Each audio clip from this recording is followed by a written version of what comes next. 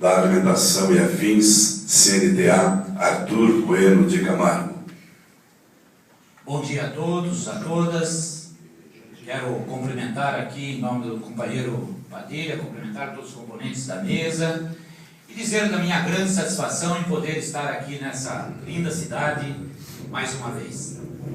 E por um motivo realmente que nos orgulhamos muito de estarmos lançando aqui no estado de Santa Catarina, através aqui dessa cidade de Chapecó, a cartilha aonde contém a NR36 do setor de frigorífico, elaborada por uma comissão tripartite. Companheiros e companheiras, eu queria fazer assim um breve retrospecto um pouco sobre essa questão do como qual é a leitura que nós fazemos de toda essa questão que envolve capital e trabalho. É importante, em primeiro lugar, dizer de que aqui nesta cartilha não contém só o interesse dos trabalhadores. É uma questão de reflexão do setor patronal e também do setor do governo em refletir e analisar que também é de grandes interesse deles. O setor patronal, pelo lado realmente de que os trabalhadores possam ter uma condição humana de trabalho e que possa estar produzindo melhor e mais e tendo uma vida útil de atividade também maior, se as condições realmente assim proporcionarem. Do lado do governo, pensando também na questão pública, o governo também tem que ter esse interesse. Por quê? Porque um grande número de trabalhadores do setor de frigorífico, nós conseguimos, com a implantação da NR, com toda certeza, nós vamos estar reduzindo o número de trabalhadores afastados na Previdência Social. E isso também é significativo para o poder econômico do governo. E agora, quando nós vamos para o lado humano, nem se fala. Eu dizia de que esse investimento, porque muitas das vezes nós temos que definir o que é gasto e o que é investimento. Eu sempre digo isso, né? Às vezes as empresas falam, nós não podemos gastar esse dinheiro, né? Mas investir no trabalhador não significa gasto, significa investimento e com certeza com retorno. E quando há investimento na busca de melhoria de condições, desculpa, acho que eu alterei um pouco, prometo que não vou mais alterar, mas quando há uma consciência de investimento no trabalhador, para melhorar as suas condições de trabalho, para que ele possa ter uma condição melhor de trabalho, com toda certeza a empresa tem retorno, isso é verdadeiro. E aí é preciso dizer de que, quando o companheiro Padilha diz que já há alguns anos estamos trabalhando nisso, desde 2004, nós temos trabalhado efetivamente da necessidade de buscarmos alternativa para melhorar as condições do setor de frigorífico. E aí cabe aqui, eu acho que, uma explicação. Por que o setor de frigorífico? Por que não o setor de bebida? Por que não o setor de doce? Por que não outros setores da categoria da alimentação? Porque o setor de frigorífico, dentro das estatísticas que nós temos, é o setor que mais causa acidente do trabalho e doenças ocupacionais. Nós não podemos mais permitir um índice como nós temos de 2011, aonde 20 mil trabalhadores no Brasil do setor de frigoríficos tiveram acidente. Isso registrado. Isso registrado. Desses 20 mil, nós tivemos 32 mortes de trabalhadores. E isso realmente é um número que assusta. Se com esse trabalho nós conseguirmos fazer com que haja uma prevenção e reduzirmos para 50% o número de acidentes e o número de doenças ocupacionais do trabalho, tenho certeza de uma coisa, valeu a pena. Valeu a pena. Quando se diz que essa NR ela foi implantada dentro de um consenso E aí eu acho que eu quero falar um pouco dessa questão, que muitas vezes as empresas não entendem a necessidade do movimento sindical de fazer as suas lutas. Quando nós iniciamos uma grande luta, cobrando do setor empresarial a necessidade de viabilizarmos um mecanismo que pudesse proporcionar melhores condições de trabalho ao setor de frigorífico, nós fomos rechaçados, fomos realmente dito de que nós estávamos agitando, etc. e tal. Mas nós conseguimos mostrar para todo o país, através do nosso movimento, que vocês vão ver dessa cartilha no início dela, vocês vão ver aí que está realmente citando aí, não todos, mas uma grande parte das atividades que nós fizemos, de encontros, de audiências públicas, de audiência no Senado Federal, né? E aqui eu não poderia deixar de lembrar aqui do nosso grande companheiro, o senador Paulo Paim, que nos apoiou muito dentro do Senado Federal, chamando várias audiências públicas, a gente fazendo debate em audiências públicas com a representação do governo, representação dos empresários, para que nós pudéssemos realmente estar mostrando a realidade e a necessidade de mudar essa triste realidade do setor. Um dos movimentos que nós fizemos marcante, que está aqui na contracapa dessa cartilha, foi quando nós fizemos um ato público em frente à sede da Confederação Nacional da Indústria, da CNI, em Brasília. Ali, eu acho que nós realmente conseguimos mostrar para a Confederação Nacional das Indústrias de que eles tinham que também entrar nessa discussão.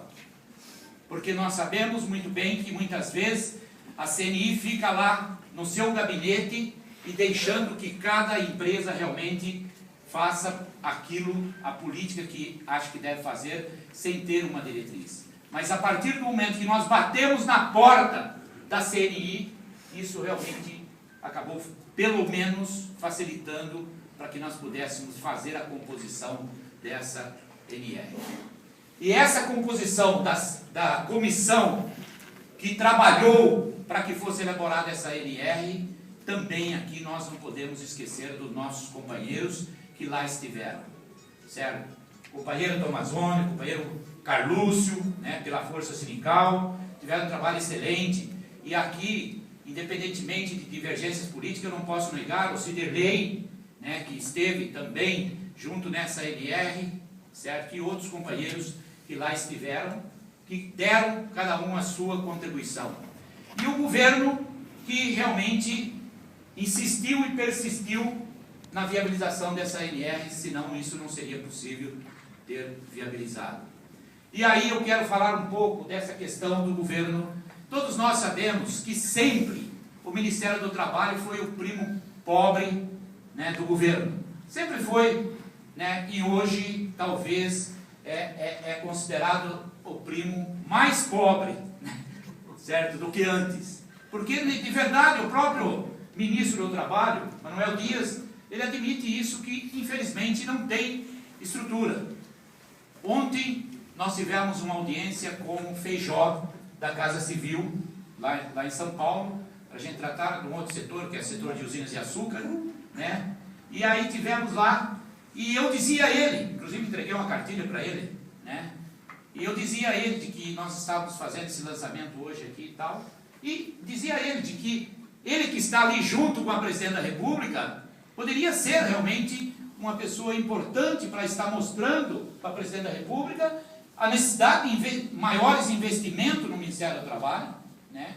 E aí ele dizia o seguinte: não, mas o Ministério do Trabalho é o seguinte, se quiser fazer, pode fazer uma força-tarefa, né? Uma força-tarefa e fazer realmente esse trabalho da aplicação da NR e tal.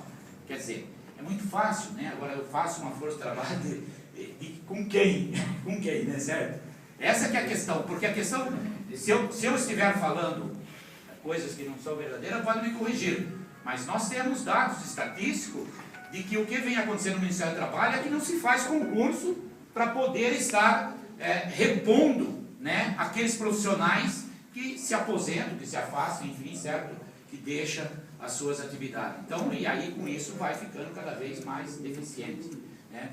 Mas dentro desse espírito de luta do qual nós estamos fazendo esse lançamento em cada estado. Já fizemos no estado de São Paulo, fizemos no estado do Rio Grande do Sul, vamos fazer dia 9 lá em Mato Grosso e depois Paraná, e pretendemos fazer nos 28 estados esse lançamento. Por que nós entendemos a importância de estarmos fazendo o lançamento dentro de um átrio? Porque nós entendemos que nós, enquanto representantes dos trabalhadores, precisamos também estar falando a mesma língua para os trabalhadores, falando e fazendo os mesmos encaminhamentos, no sentido que os trabalhadores possam sentir de que é um trabalho importante de todos os representantes da categoria, de todas as entidades sindicais. A importância que tem nesta cartilha de chegar até o trabalhador, para que o trabalhador possa ter essa cartilha em mãos e saber dos direitos dele com relação à SNR, e mais do que isso, saber se está aplicando de fato esta NR. Porque, como disse o companheiro Oswaldo, de nada adianta ela ficar no papel. Não vai surtir nenhum efeito. É preciso se colocar em prática. E aí eu acho que o trabalhador pode ser a peça mais importante. E ninguém melhor do que o trabalhador para fazer uma avaliação qual é o grau de satisfação e de atendimento das suas necessidades com relação à implantação dessa NR. E para isso, dentro dessa cartilha tem um formulário. Um formulário onde cada trabalhador poderá realmente estar preenchendo esse formulário, devolvendo para a sua entidade sindical e a entidade sindical devolvendo para a confederação, para que em seguida nós possamos fazer uma estatística para sabermos em cada estado qual é o grau de satisfação e a nível de Brasil qual é o grau de satisfação com a implantação dessa NR. E como muito bem disse, é preciso que nós possamos ter isso bem definido para que a gente possa saber qual é o próximo passo que nós precisamos dar para estarmos avançando e melhorando cada vez mais.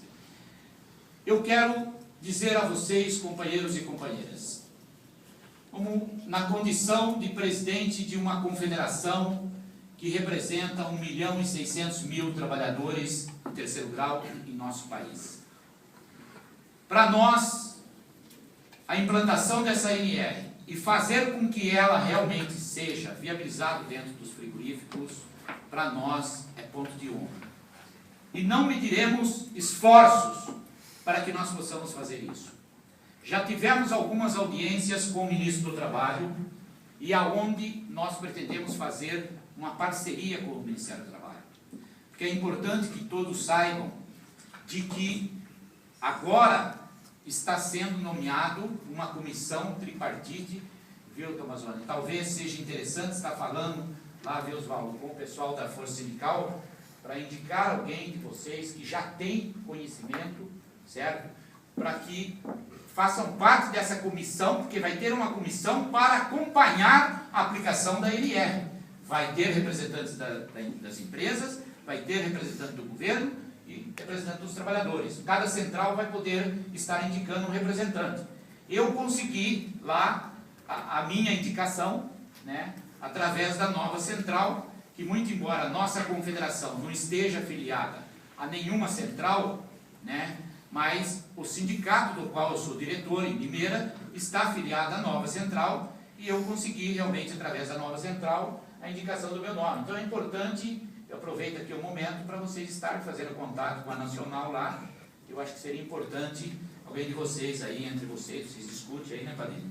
Para que vocês possam realmente também estar representados lá dentro dessa NR, dessa comissão, que ela tem um papel de acompanhar a aplicação dessa NR.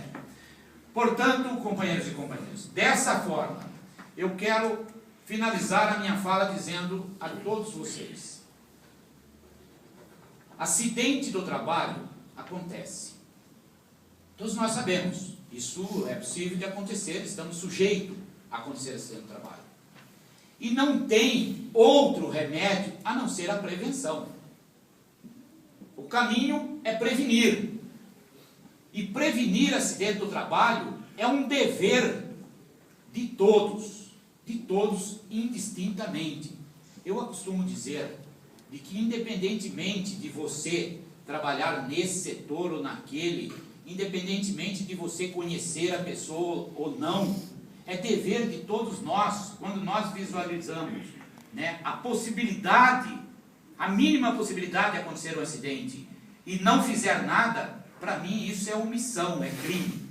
É crime você saber que é possível acontecer acidente ali e você realmente não fazer nada. É uma omissão que, na minha avaliação, é um crime. Portanto, é dever da representação dos trabalhadores, da representação dos empresários e da representação do governo estar realmente insistentemente trabalhando para que nós possamos estar evitando os acidentes do trabalho e também as doenças ocupacionais. Uma das questões que eu não poderia deixar de dizer aqui, muito tem se debatido sobre o procedimento que está realmente equivocado. Eu posso ter uma ideia que não seja a melhor, certo? Cada um tem uma forma de entender. Mas o nosso sistema está, na minha avaliação, está equivocado com relação à questão da prevenção das doenças ocupacionais, desse acidente de trabalho, certo? Se nós não tivermos um planejamento que possa trabalhar conjuntamente a empresa com o médico do trabalho, com o engenheiro da indústria, certo? E com a representação dos trabalhadores, porque essa é a grande questão que muitas vezes não é entendida. O trabalhador talvez não fala para o gerente de recurso humano, ou até às vezes para o médico, certo? Ou para o representante da CIPA, o que ele fala no sindicato. E aí a importância de trabalhar integrado isso.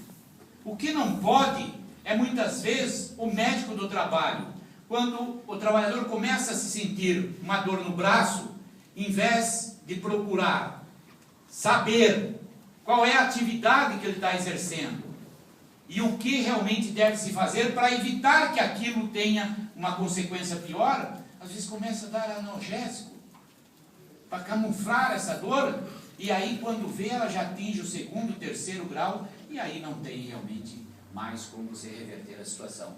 E aí é uma mão de obra que a empresa perdeu, importante, e é uma pessoa que realmente vai ficar desintegrado das atividades e muitas vezes com problemas, consequências até para a família.